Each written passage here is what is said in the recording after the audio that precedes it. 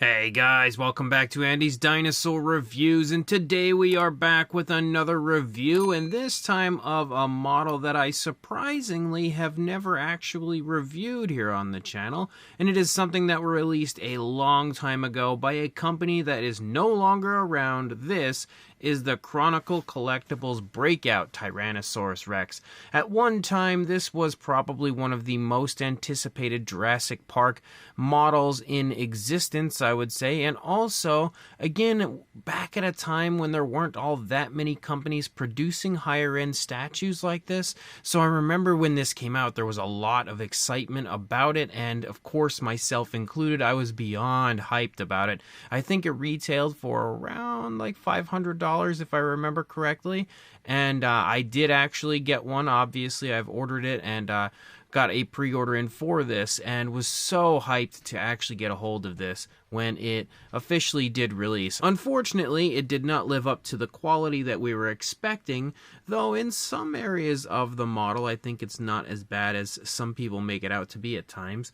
However, it definitely isn't quite the same as what we had seen on the original prototype images. The prototype images led us to believe that it was going to be unbelievable.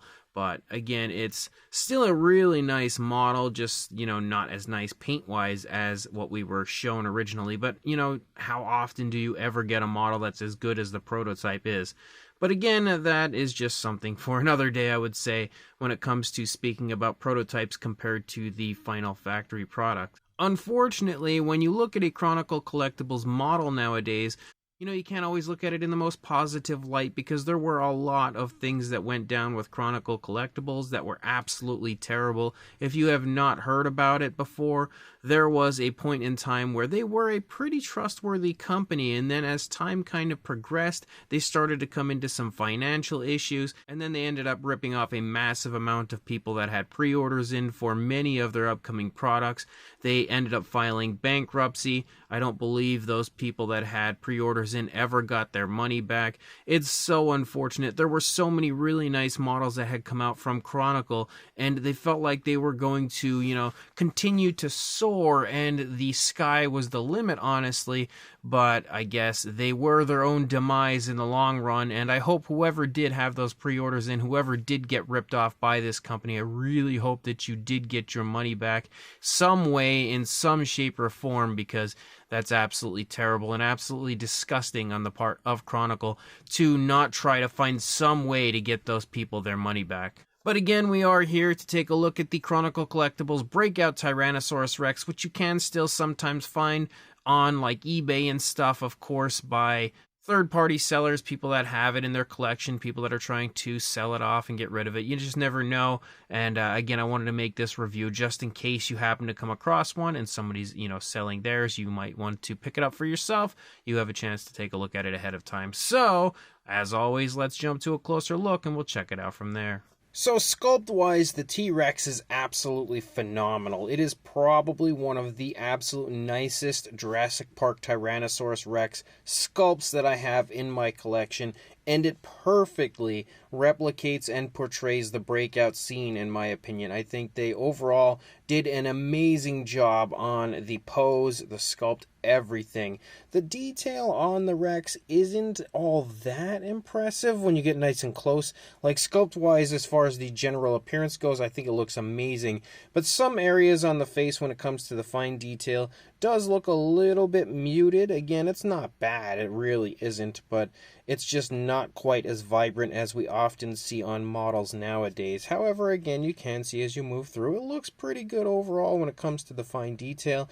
It's just that the, general appearance of the Rex, especially from a distance, that is absolutely incredible. Now, one of the things that is a very mixed bag for this model would be the paint apps. And you can see, in my opinion, the absolute worst area of this Rex when it comes to the paint apps would be the face, because for some reason, they did an okay job in certain areas. Like, they did apply a good bit of variation of color, and for the most part, I feel like they captured the tones of color for Rexy pretty nicely. But the one thing that is absolutely terrible about this are all these random spots and speckles all over the figure that they just, for no reason whatsoever, decided to apply. Some areas that can be excusable, like as you move back into the body, you know, they just kind of blend in and it's not that bad. But like here in the face, it is so unbelievably obvious. It makes it look like it has like a black acne problem or something. It's just so distracting from the final product. And I've seen so many people take this model and repaint it, and it looks so much better when they do. But again, I've actually seen worse ones than this, because there were some decent ones that had come out of the factory and some really bad ones. I was happy with mine. I felt like it, you know, was probably one of the better ones that I've seen, so that's a plus, at least for mine goes. But it's still, again, is by no means even close to a masterpiece. Those spots and speckles all over the face are absolutely disturbing. You can see, though, that we do have the paintwork here running along the lower jaw, kind of highlighting those scoot-like scales following the jawline right there. The teeth are sculpted out and painted really nicely. And one thing that's pretty cool is when you go inside the mouth and you look at the tongue is sculpted nicely, but it also does sport a little variation of color to it. You've got like pinkish tones and almost even like slight hints of green tones in there. And you can see the detail on the inside of the mouth and the upper side also looks pretty good. Again, it's not mind-blowing, but it looks decent enough. And they've even highlighted the throat back there with a darker tone of color.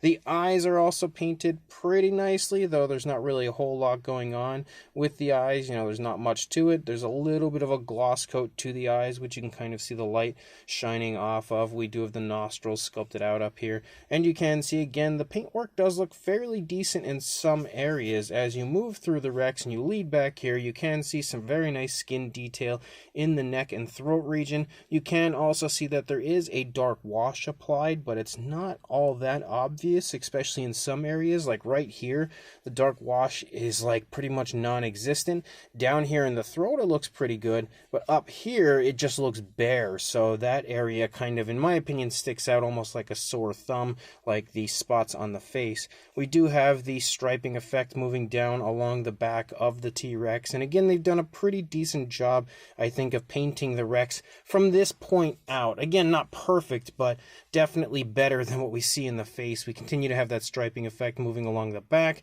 You can see the detail looks a little bit better, I think, a little more impressive as you lead back into the stomach region of our T-Rex. You have that lighter tone kind of extending up into the stomach right there. You've also got a pretty darn nicely sculpted arm held into the body, again in pretty much the position I would expect for the Rex roaring at the time. You can sort of see where the arm was connected, but I think for the most part they did a pretty good job of disguising that. The nails are painted with a dark variation of a gray. As you continue to move back, you've got the hip bone up here on the top of the dinosaur, again obviously showing the positioning of the leg and how the leg is stepping forward. It's kind of extending the hip up here.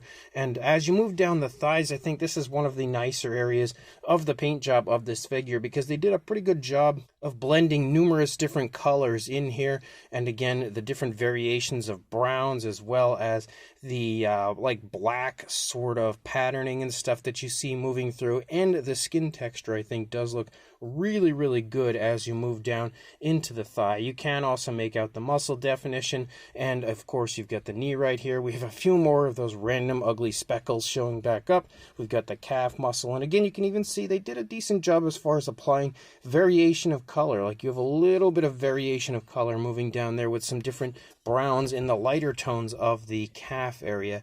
And then you move down into the foot sculpt, and the foot sculpt I think looks fairly decent, maybe a little bit off, but for the most part I think it looks pretty nice. You've got the scoots moving down the toes there, and again the nails painted with that dark gray. As we move back up, we lead out here into the tail, and as you lead out into the tail, you again have that same style of paintwork, same style of patterning with the blacks and everything kind of like spotting and stuff through as you lead out toward the tip of the tail.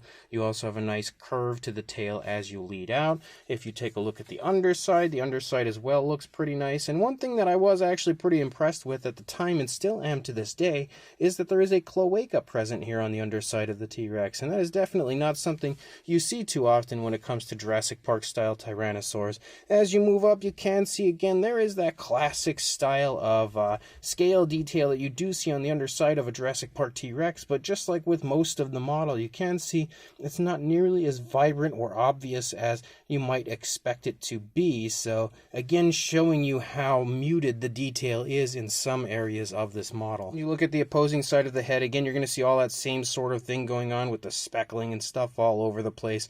Like the one area of a Jurassic Park T-Rex, you really want to focus on getting, you know, as close to perfect as you can, I think would be the face, and they definitely did not achieve that here with this version. But as you continue to move back here into the neck, again, it looks pretty much the same as what we had seen on the other side, not really any huge differences. Also, you can kind of see a little bit of a seam running along right there where the skin connects to the upper jaw, which I actually didn't really notice before.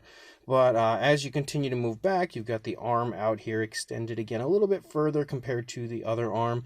Maybe a little bit of an awkward position for it, but you've also got the stomach region showing a little bit nicer, I think, on this side compared to what we had seen on the other side. And again, as I mentioned earlier, I think from this point on, the paintwork looks pretty decent as you move through. Like, it looks way better than it does in the face moving out. You can see this leg is positioned back just a little bit more so than we see on the opposing leg. Again, pretty nice paintwork, very nice looking sculpt work, and then we lead out again into the tail, and the tail now curves away from us, so that would be the only real difference on this side compared to the other side. So, as I mentioned, kind of a mixed bag as far as the Rex goes. And then we've, of course, got the base, and the base looks pretty cool. You've got a nice earthy area here where our Tyrannosaurus walking out again from the paddock. You can obviously see the foot is currently placed over the trackway for the Ford Explorers. You've got the footprint right there, making it look like it's actually smashed down into that trackway. You've also, again, got the Jurassic Park logo, kind of a stylized version here with like a muddy, dirty sort of a look, which I would have preferred just like the classic Jurassic Park colors, but I can kind of understand why they did it this way, so it sort of like blends in. And the sculpting of the base looks fairly decent, but nothing really to rave about as I'm smacking things up above me with it. But leading back, you can see the paddock fence start to pick up again, painted with a nice gray. There's a little bit of like weathering to it. It's not as obvious as you might expect, but it is there. And then you lead up, and again, the fence is basically like the wires here that are all loosened and stuff. And you do have the lights up here on the top, which is nice. Again, the fence was assembled when I first acquired the model. You have to actually put that all together, if I remember correctly. And these all kind of pop out. Not really trying to pull it out all the way, but just to show you that it's kind of moving. So you have to put them in and assemble the base a little bit. Very similar, actually, to the Nanmu release that had recently come out. But obviously the wires are just a little bit more stable on the Chronicle Collectibles version. And then without the poles falling out, I'm trying to give you guys just a shot of the underside. Again, Jurassic Park Breakout T-Rex, you can see limited edition, 374 of 1,000. So there were 1,000 overall for this very, very interesting and honestly, I would say a bit iconic as far as this model goes. The Rex applies to the base with some pegs, and the pegs do work really nicely. I've had this model on the base, honestly, since I got it, and I've never had any issues with it, even remotely close to it falling over or anything like that. As far as the size goes, from the tail to the snout, you are looking at about 23.5 inches or around 59.5, closing in on 60 centimeters. The highest point of the Rex would actually be the tail, but we'll just get a height here to the top of the head. A little hair over 5.75 inches or around 15 centimeters. And then for a height to the top of the tail, you are looking at about a little over 8.5 inches or around the 22 centimeter mark. And for a height to the top of the pole back here, about 12.25 inches or around 31 centimeters. I know you couldn't see that, but I did get that measurement for you guys anyway. But that is one thing that is nice about the model. It is very sizable, but not too sizable. Like sometimes nowadays you see models from like Prime 1 and stuff where they are just gigantic, so much so that it probably stops some people from ordering them because they would have nowhere to put them. Whereas this one, although large, isn't gigantic to the point where, you know, you just can't find a place to display it. But for a size comparison to further give you an idea of the size, there is Mr. Papo T-Rex, the Attack Pack Colovosaurus, Robert Muldoon, and the Collect A Human Being next to our Chronicle Collectibles Breakout T-Rex, and you can see obviously everything here is so much smaller than our Breakout T-Rex is, so not really anything that's going to compare well with this model, at least as far as these figures go. And then size comparison wise, we have a Mattel Extreme Damage Tyrannosaurus here next to it, and you know, from first glance here it might look like it's actually kind of similar in size, but when you get them closer, boy, I really don't know. It's just like hard to find that perfect angle. Let me reposition them. So there we go. We now have them positioned facing each other in the same sort of a pose, kind of. And you can very clearly see that the Mattel version is definitely a bit smaller. From the other angle, it almost made it look like the Mattel version was the same size. So I would say when it comes to a Mattel Tyrannosaur, if you want to compare this one with a Mattel Tyrannosaur, you'd have to go for like the next size up from the Extreme Damage, like the Thrash and Throw style Tyrannosaurus or something along those lines, to really give you a correct idea of the size of the Chronicle Collectibles version. So this Chronicle Collectibles Breakout Tyrannosaurus Rex was a really nice model for the time. When this one released, I felt like it looked great outside of the paint job. Sculpt-wise, again, though, it is one of the nicest Tyrannosaurs that I have in my collection. The only downside as far as the sculpt goes is how kind of muted some of the detail is. Like, compared to what you would get nowadays from a statue like this, I feel like the detail would be just drastically better. But when it comes to the overall appearance and the presence that it really has on a shelf, this is probably one of my favorite Tyrannosaur sculpts in my collection. I just wish the detail was a little more vibrant. The paint job, though, of course, is where the problems lie. The paint job is pretty bad for a large amount of the figure. The face is just horrendous. Like, it could have been saved if they really wouldn't have applied all of those stupid, ugly speckles all over the face. I don't know what the idea was behind that, what factory Chronicle used to paint their models. Whoever it was, they weren't doing such a great job back then, and I can remember quite a few different Chronicle models having really bad paint apps, like their Velociraptor Blue and Owen. I remember the paint apps on that being pretty rough. But it's almost similar to like modern day Iron Studios, where they show you a gorgeous prototype and then deliver a very lackluster final product as far as their paint apps go. But again, once you move past the head, even though the paint doesn't become that much better, it definitely, I think, increases in quality and looks a good bit better than it does through a large amount of the face and everything. But it's still by no means as perfect as you move through the body, just a little bit better. The base is really cool, though, of course, having that Breakout Rex appearance. It's definitely a nice base. The fence posts and everything leaning, the wires hanging. It all looks super, super cool and is a really nice visual, especially if you are a fan of the original Jurassic Park. I feel like this is probably one of the most iconic scenes in Jurassic Park, so it is nice that Chronicle captured that scene, and I'm shocked that I haven't seen it recreated more times by other companies. You know, we did have the Nanmu version, and there was also the Prime 1 version, but the Prime 1 version wasn't exactly the Breakout. That was like after the Rex was already out, and that was not this exact moment. It was just a little bit later in the scene. But regardless, again, it's definitely, like I said a few times now, a mixed bag. Sculpt-wise, it looks really nice from afar. The overall appearance looks really good. The fine detail, though, is very muted, and the paint job is pretty lackluster as a whole. But if you are interested in grabbing one for yourself, as I mentioned a few times, this model is long sold out. It's not in production anymore, and the company itself doesn't even make models anymore now that they ripped a ton of people off of their, again, hard-earned money. But I will try to find one on eBay somewhere to see if maybe somebody's selling one that I can include in the description if you'd like to try to grab one. If I can't find one, of course, this review will hopefully help you out. If you happen to see one pop up for sale at some point, you can always come back to the video and check it out again to decide if you really want to fork out whatever the price may be to include this in your collection. But one way or another, let me know in the comments section what you guys think of this, and of course, like, comment, and subscribe, and I will see you in the next review. Thanks for watching.